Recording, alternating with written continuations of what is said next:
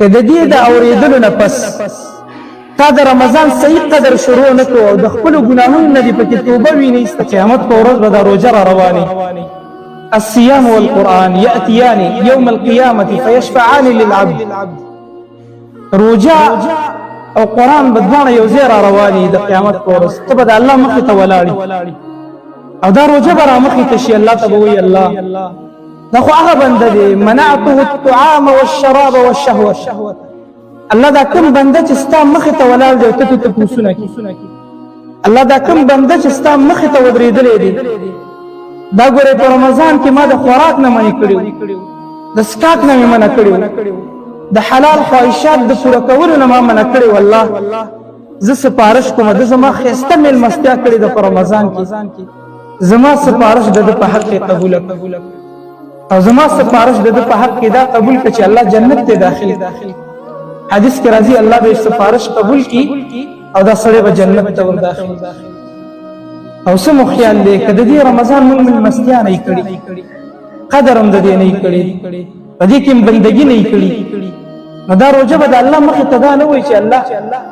دا کوم بنده چې ستا مخې ته ولاړ دی دا دومره بې حیا انسان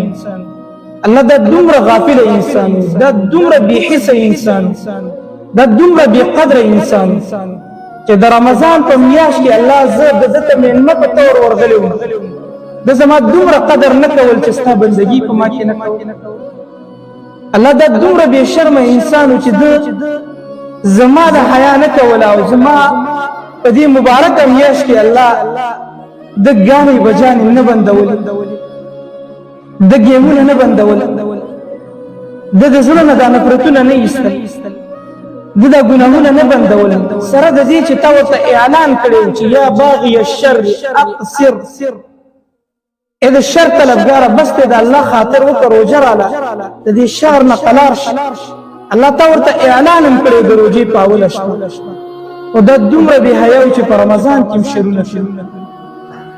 الله دا دومره بې حسه انسان چې د رمضان کې عبادت کوو خو په زړه کې اوسه پورې د مسلمانانو سره خیري او د مانې حیا نه کوله د اخري نه پاکوي الله دا دومره بې حسه انسان چې د مسلمان سره ورانه وه د ده اعمال تا ته نه پیش کېدل د دې ورانې د وجې د رمضان د وجې د مسلمان سره روغه نه کوله زمونږ ډېر مسلمانان اعمال پرېښو چې وګوري رهن سهن د خلکو سره ورانه اعمال الله معلق کړي الله ته نه پیش کېږي هغه اعمال د یو څو وجوهاتو د وجې نه په هغې کې یو وجه چې الله ته زما ستا عملونه نه پیش کېږي هغه دا ده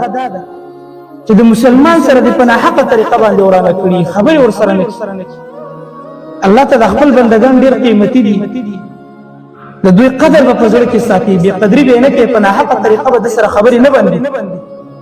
نو ډېر مسلمانان د هغوی اعمال د دې د وجې نه معلق پراته دي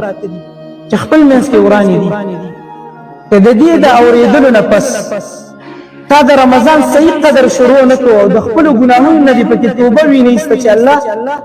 د روژې باوجود ما ګانې اورېدل نه دي بند کړي الله تا ته توبه وباسم اوس یې بندوم الله د روژې باوجود ما حرام کارونه نه دي بند کړي الله تا ته توبه وباسم اوس یې بندوم الله د روژې باوجود ما دروغ ویل نه دي بند کړي الله تا ته توبه وباسم اوس یې بندوم د روژې باوجود الله زما د مسلمان سره ورانه و ما د خپل زړه نه دی صفا کړي الله د دې نه پسې ورسره روغه کوم او سلام ورسره شروع کوم الله بس ته زما د اعمال قبول